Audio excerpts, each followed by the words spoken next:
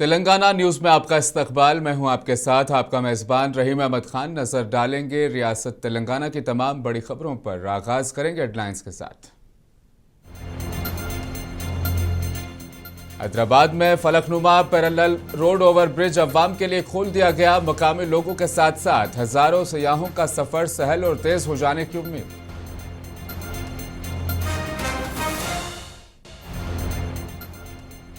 हैदराबाद में उस्मानिया दवाखाने की नई इमारतों की तामीर का आगाज। जदीद सहूलियात के साथ 2000 बेड्स का अस्पताल तैयार करने का काम शुरू।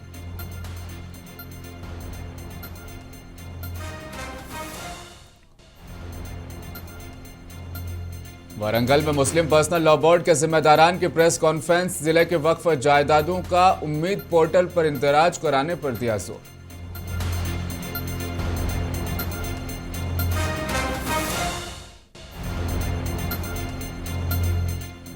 कांग्रेस के साबिक वजीर आर दामोदर रेड्डी नहीं रहे। वजीर आला रेवंत रेड्डी और दीगर ने पेश किया खिराज अकीदत।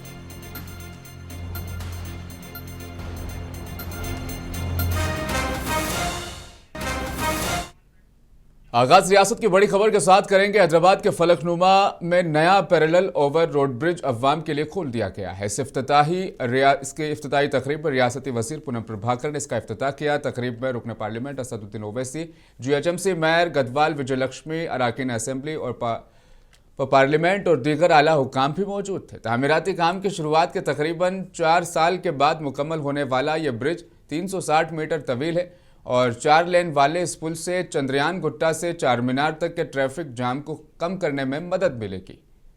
बताते चलें, बारकस जंक्शन, इंजन बावली, शमशेरगंज, आलियाबाद और आसपास के इलाकों के लोगों का सफर अब इससे आसान हो जाएगा।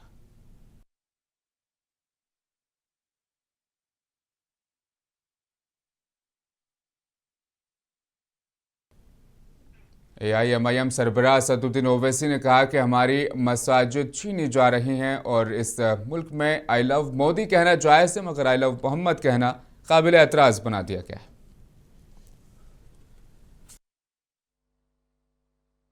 संभल की मस्जिद का जो मुकदमा चल रहा है, इस तरह का कानून बना दिए। अब तो हम हमारी मस्जिद को भी जाने से छीनना चाह रहे हैं। हमारी मस्जिद नहीं थी, कोई और है। अब हद तो यह हो गया कि इस देश में आई लव मोदी बोल सकते बट आई लव मोहम्मद सल्लल्लाहु अलैहि वसल्लम नहीं बोल सकते। कहां लाके जाएंगे इस मुल्क को आप?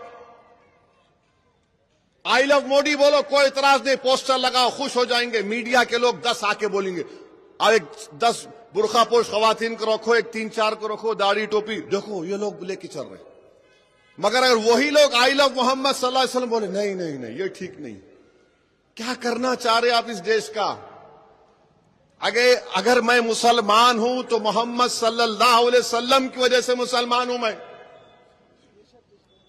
कुछ है ही नहीं उससे आगे और पीछे, कुछ भी नहीं है। वो बोले जन्नत, मैं बोला है।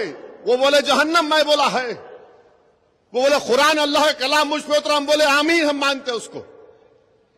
अब आप बोल रहे ये भी नहीं। क्या करना चाहते आप? 17 करोड़ की जनता भारत में रहती है जो मुल्क की आजादी में हिस्सा लिए थे। ये यकीनन हम बोलेंगे कि तशद्दुद नहीं होना चाहिए, वायलेंस के हम कंडेम करते। मगर आपका प्रधानमंत्री आपका पोस्टर लगाएंगे तो खुश, और मैं अपने नबी का, रसूल का पोस्टर लगाऊंगा तो क्या कर रहे? वीडियोज आ रहे हैं कि पुलिस लाठीचार्ज करी, तो ये कैसे दुकान वाले हैं जो पुलिस वालों पर फूल बरसा रहे? याद रखो, ये हजरत पुलिस है, किसी की नहीं होती। जिसकी सरकार है उसकी होती। तुम कल हटेंगे, तुम्हारी पीठ को लाल करेंगे, उन्हें याद रख लो, तुम तैयार रहो। मैं देखा एनटी रामाराव जब इख्तिदार से हटे, जो कमिश्नर पुलिस उन्हों बनाए थे, उन्हें खुद उनको ऐसा कमर में हाथ देके पुलिस गाड़ी में फेंक दिया। पुलिस है, मगर आप हुकूमत के नशे में चूर हैं। मगर एक बात आपसे कहूंगा, जो पोस्टर लगा रहे, याद रखो वो मोहम्मद सल्लल्लाहु अलैहि वसल्लम का नाम लिखा हुआ है। मुसलमानों, उलमा इकराम से पूछ लो, किसी का नाम नहीं था मोहम्मद दुनिया में सिवाय आपके, हमारे आका मोहम्मद सल्लल्लाहु अलैहि वसल्लम के। पहला नाम था जिसको मोहम्मद रखा गया। तो याद रखो, नाम की बेहुरमती ने लगा दिया, हवा से गिर गया, हवा से गिर जाता है, तो फिर क्या करेंगे आप? तो अगर लगाना है एहतियात से, एहतराम से, एहतराम। वजीर दिफा राजनाथ सिंह ने कहा कि जैन कम्युनिटी भारत की मजमूई आबादी का सिर्फ 0.5% है, लेकिन वो कुल टैक्स का 24% अदा करते हैं। Rajnath Singh Hyderabad Jain international trade community के इजलास जीतो कनेक्ट 2025 से खिताब कर रहे थे। उन्होंने कहा कि जैन बिरादरी फार्मा, एविएशन और तालीम के शोबों में फायदाना किरदार अदा कर रही है। राजनाथ सिंह ने जैन कम्युनिटी की माशरती शराकत को सराहा और कहा कि उनकी मेहनत और टैक्स अदायगी मुल्क की तरक्की में अहम किरदार अदा करती है।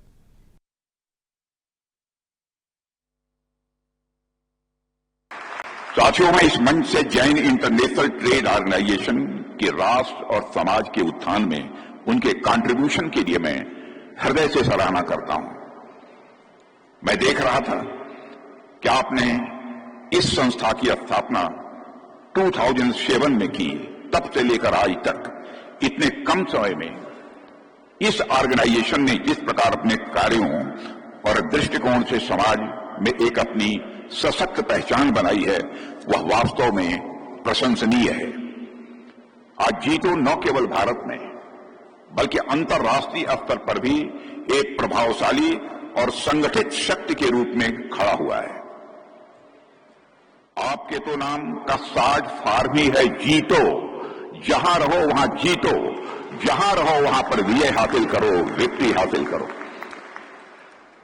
इसी नाम के अनुरूप आपने अपने कार्यों से देश के जन जन का विश्वास और जन जन का आपने हृदय भी जीता है। मुझे आपकी संस्था का मोटो यह भी बहुत आकर्षक लगता है, लर्न, अर्न एंड रिटर्न, यानी सीखो, कमाओ और पुनः समाज को वापस करो। यह 3 शब्द मैं मानता हूं कि अपने आप में एक जीवन दर्शन है, एक लाइफ फिलॉसफी है। इसी दर्शन के तहत जीतो ने एजुकेशन, हेल्थ, एंटरप्रेन्योरशिप, वीमेन और यूथ एम्पावरमेंट और साथ ही साथ innovation, skill development, employment generation और माइनॉरिटी। वजीर दिफा राजनाथ सिंह ने आज जैन इंटरनेशनल ट्रेड कम्युनिटी के इजलास से खिताब करते हुए कहा कि भारत ने हमेशा अपने शहरियों और सरहदी सालमियत के तहफ़्फ़ुज़ के लिए कोई समझौता नहीं किया। उन्होंने 2016 के सर्जिकल स्ट्राइक, 2019 के बालाकोट फिज़ाई हमले और 2025 के ऑपरेशन सिंदूर का हवाला देते हुए कहा कि भारत के अज़्म की वाज़ेह मिसालें हैं। राजनाथ सिंह ने मजीद कहा कि तेजस फाइटर तैयारे, आकाश मिसाइल, अर्जुन टैंक और प्रचंड हेलीकॉप्टर समेत हमारे हथियारों की ताकत मुल्क की टेक्नोलॉजी के जरिए मुसलसल बढ़ रही है। भारत न सिर्फ अपनी दिफाई जरूरियात पूरी कर रहा है बल्कि दिफाई बरामदात में भी कर रहा है।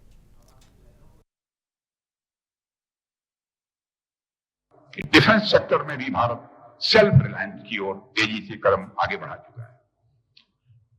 विदेशों पर हमारी निर्भरता निरंतर कम होती जा रही है और इसी विजन को लेकर आज भारत एक सशक्त और वाइब्रेंट डिफेंस इंडस्ट्री खड़ा कर रहा है।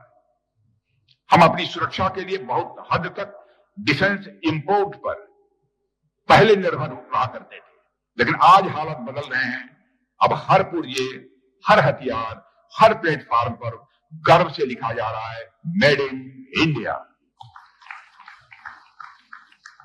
पिछले महीने में ही हमारी सरकार ने 97 लाइट कम्बैट एयरक्राफ्ट, कितने कॉस्टली होते हैं बताने की जरूरत नहीं है, खरीदने के लिए हिंदुस्तान एरोनॉटिक्स लिमिटेड एचएएल के साथ एक समझौता किया है। इन विमानों में 64% से ज्यादा पार्ट्स, इक्विपमेंट्स यदि लगेंगे तो 64% से ज्यादा वो इंडिजिनस होंगे, भारत में बने होंगे, भारत की धरती पर बने होंगे और भारतवासियों के हाथों बने होंगे। कहने का मतलब यह है साथियों, तेजस लड़ाकू विमान हो, आकाश।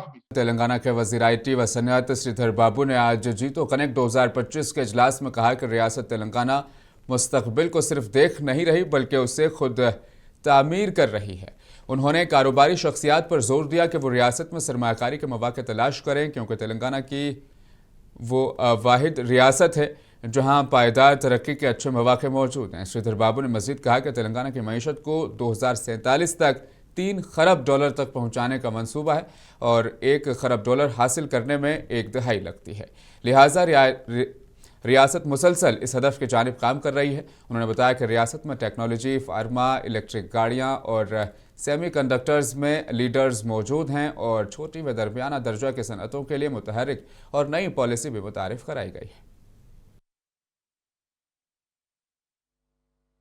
तो Connect 2025, where all industry leaders from the globe and also from the nation have come here and would be participating in this 3 days conference.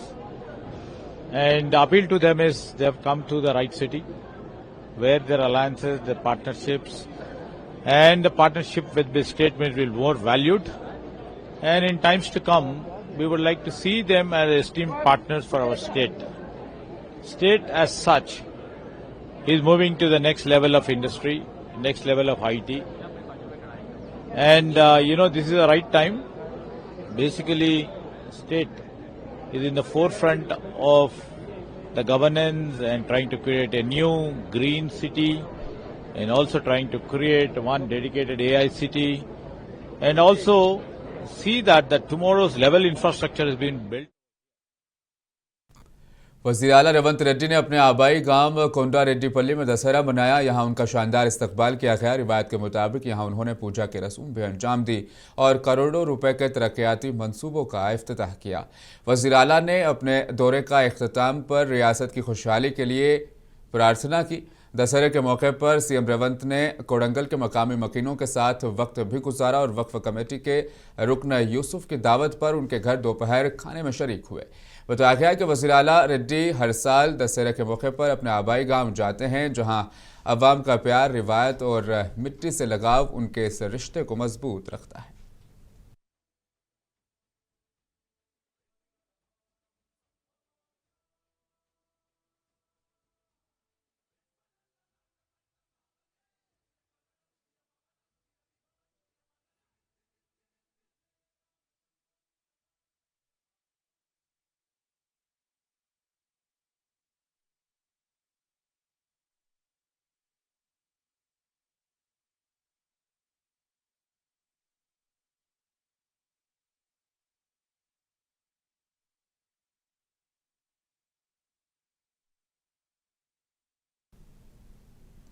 Hyderabad के नामपल्ली एग्जीबिशन ग्राउंड में दशहरे के मौके पर अलाई बुलाई के उन्वान से प्रोग्राम का इनेकाद किया गया। दरअसल ये एक तरह का दशहरा त्यौहार के मौके पर मिलाप का प्रोग्राम था।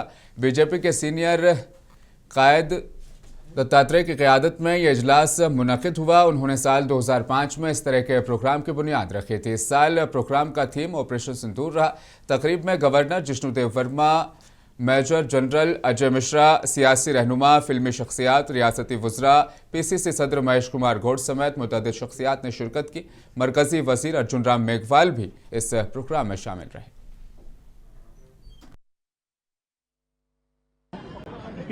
देखिए, ये दशहरा मिलन का कार्यक्रम था और ये अच्छा कार्यक्रम था। सभी दलों के लोग थे, आपस में मिल भी रहे थे, गले मिल रहे थे और ये अलाई बलाई नाम से ये कार्यक्रम मेरे ख्याल में सांस्कृतिक एकता का, जो पंडित दीनदयाल उपाध्याय जी ने कभी कहा कल्चरल इंटीग्रेशन, उसका मुझे लगता है एक रूप देखने को यहाँ आज मिला और इससे भाईचारा भी बढ़ता है, ये भी हमें देखने को मिला। This is one of the greatest program being organized by Bandaru Dattatreya. Though Dattatreya represents BJP party, but he is a man of all hearts. This Alai Balai कार्यक्रम। नायब वज़ीर आला भट्टी विक्रमार्का ने साबिक लीडर राम रेड्डी दामोदर रेड्डी के इंतकाल पर गहरे अफसोस का इजहार किया और उनके जसद खाकी को खिराज अकीदत पेश किया। नायब वज़ीर आला ने कहा कि राम रेड्डी दामोदर रेड्डी ने गुज़श्ता 40 बरसों तक मुत्तहद नलगुंडा जिले की सियासत में अपनी अलग मुनफरद शिनाख्त कायम की। आन-जहानी लीडर के अवाम की खिदमात के जज्बे और लगन को हमेशा याद रखा जाएगा। भट्टी ने राम रेड्डी के अहलखाना के साथ ताज़ियत की और कहा कि उनकी कमी न सिर्फ खानदान बल्कि कांग्रेस पार्टी के लिए भी नाकाबिल तलाफी नुकसान है।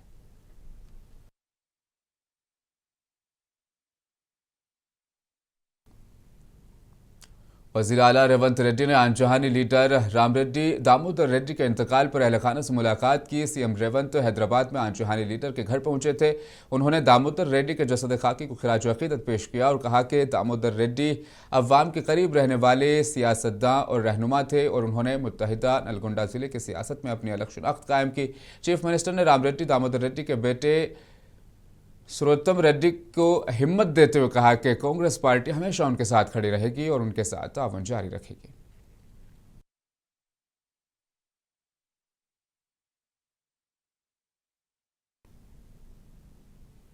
हैदराबाद में उस्मानिया जनरल हॉस्पिटल की नई इमारतों की तामीर का आगाज कर दिया गया है। दशहरे के मौके पर मेगा इंजीनियरिंग इंफ्रास्ट्रक्चर्स लिमिटेड ने यह तामीराती सरगर्मियां शुरू कर दी है। कंपनी प्रोजेक्ट्स के सरबरा गोवर्धन रेड्डी ने मजहबी रसूमात के बाद रस्मी तौर पर काम शुरू कराया। नया बनने वाला जदीद अस्पताल 26 एकड़ पर फैला हुआ होगा और 2000 बेड्स की गुंजाइश होगी और इसमें 29 बड़े और 12 छोटे operation theatres, helipad, robotic surgery theatres, transplant units, sewerage और बायोमेडिकल वेस्ट मैनेजमेंट के जदीद इंतजामात भी रहेंगे। बताया गया कि प्रोजेक्ट 30 महीनों में मुकम्मल होगा और जदीद इंफ्रास्ट्रक्चर और टेक्नोलॉजी से मरीजों को आला मयार की सहूलत मिल सकेगी।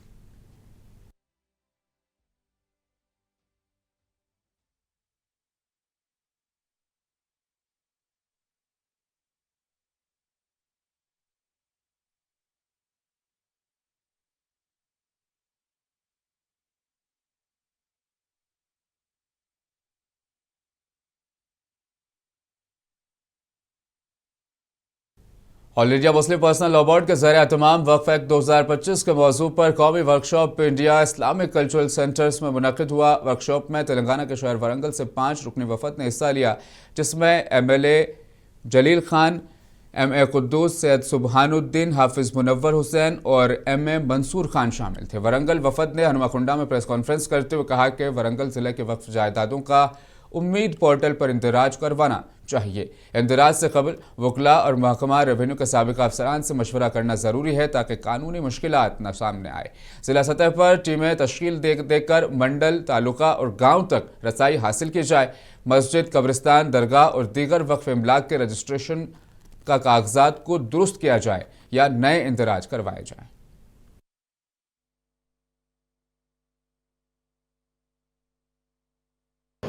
ये जो वक्फ डील के सिलसिले में दिल्ली से हम बुलाया गया था, हम लोग यहाँ से 5 लोग वफद की शक्ल में गए और वहाँ पर ट्रेनिंग, 1 दिन की ट्रेनिंग हुई और उसमें बहुत सारी चीज़ें तफसीलात आए हैं और हम यहाँ पर आए और यहाँ के प्रेस मीट में हम लोग पूरा बताए कि किस तरीके से जो है ना ये चीज़ किस तरीके से हम रजिस्टर करना है, उस ताल्लुक से तफसीलात हम बता दिए और कई मालूमात हमको नहीं थे, वहाँ जाने पर हमको जो है ना कई मालूमात हुए और यहाँ पर जो है ना हम तफसीलात बता दिए। शुक्रिया। अस्सलाम। यहाँ पर तो शुरू नहीं हुआ अभी, लेकिन जिन जिन रियासतों में शुरू करे वो 2-3 मिनट के बाद में हैंग हो जा रहा है। हैदराबाद जुबली हिल्स ज़िमनी इंतखाबात में BRS के लिए मसीउल्लाह खान सरगर्म अमल हैं कि TR की जानिब से उन्हें दी गई बड़ी जिम्मेदारी के तहत वो मसाजिद के बाहर अवाम में कांग्रेस के बाकी वादे कार्ड तकसीम कर रहे हैं और मुस्लिम कम्युनिटी के मसाइल उजागर कर रहे हैं। इस मुहिम में BRS के लीडर अकबर भाई और Shaikpet division youth leader Atif भी शरीक हैं, जो ग्राउंड लेवल पर पार्टी की हिकमत अमली को मजबूत करने और वोटर्स तक पैगाम पहुंचाने में मदद कर रहे हैं। आज बाद नमाज ज़ोहर उन्होंने हल्के में अवामी राब्ता मुहिम चलाई।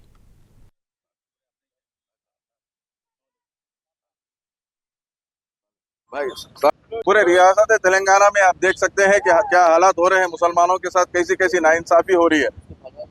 खासकर कोडंगल जैसे खुद CM रेवंत रेड्डी की कॉन्स्टिट्यूंसी में आप देख सकते हैं कि हमारे मसाजिदों के साथ क्या हाल चाल है। एक आशुर खाने को शहीद किया गया है, साथों साथ कब्रिस्तानों को शहीद किया जा रहा है। मैं ये बहुत ही लम्हे फिक्र का है, क्योंकि आज पूरे हिंदुस्तान में ये बोली जाती है कि कांग्रेस मुसलमानों की दोस्त है। यही दोस्ती दिखा रही है। क्या कांग्रेस हमें पूछना चाहते हैं? और खुसूसी कोई चीज़ का आप देख सकते हैं ना, इमाम मौजूम की तनख्वाह टाइम पे है। वक्फ बोर्ड तो बिल्कुल सो चुका है, ना वक्फ बोर्ड का CEO है। जुबली हिल्स ज़िमनी इंतखाबात से कबल बैरिस्टर असदुद्दीन ओवैसी ने अहम और बड़ी बात कही। वोटर्स से अपील करते हुए उन्होंने कहा कि एक मकामी नौजवान उम्मीदवार को मुंतखब करें अवाम, ताकि मजलिस की तैयार करदा तरक्याती मंसूबे पूरे किए जा सकें। उन्होंने ख़ासतौर पर शेखपेट वार्ड में तकरीर करते हुए कम्युनिटी से हिमायत की अपील की और कहा कि बियार सुरान चौहानी MLA ने हल्के के लिए ज़्यादा कुछ नहीं किया।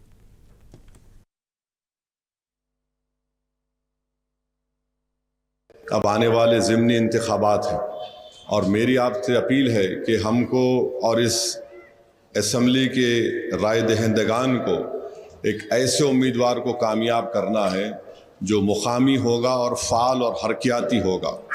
ऐसा नहीं है कि इलेक्शन जीत गए और अब जहां बिल्डिंग नज़र आ रही या जहां ज़मीन खाली दिख रही वहां पहुंच रहे, वहां डेवलपमेंट हो जा रहा, उनका डेवलपमेंट करा रहे और किसी का डेवलपमेंट नहीं हो रहा।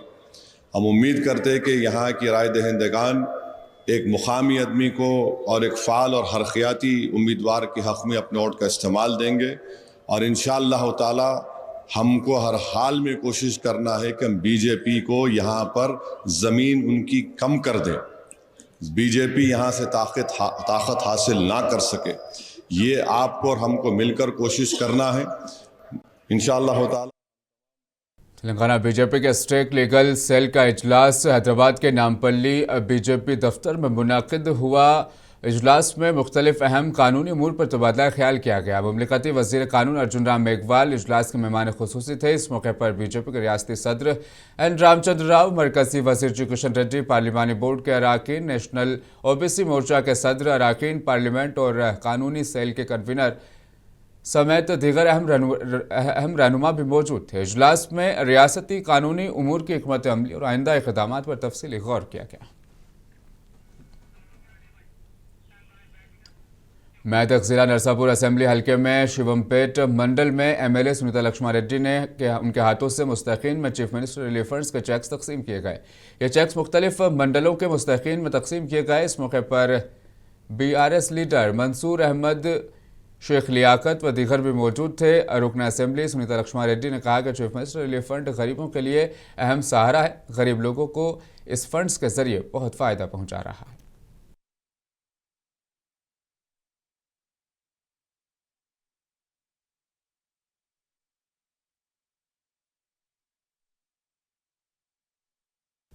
और आखिर में एक बार फिर नजर हेडलाइंस पर डालेंगे। हैदराबाद में फलकनुमा पैरेलल रोड ओवरब्रिज अवाम के लिए खोल दिया गया। मकामी लोगों के साथ साथ हजारों सयाहों का सफर सहल और तेज हो जाने की उम्मीद है।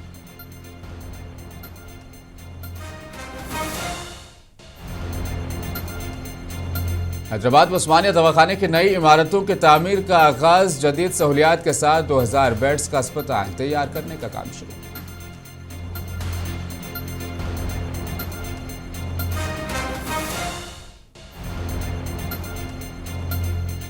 वरंगल में मुस्लिम पर्सनल लॉ बोर्ड के जिम्मेदारान की प्रेस कॉन्फ्रेंस।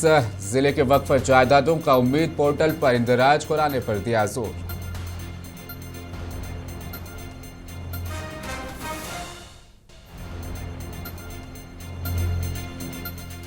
कांग्रेस के साबिक वजीर दामोदर रेड्डी नहीं रहे। वजीर आला रेवंत और दीगर ने पेश किया खिराज अकीदत।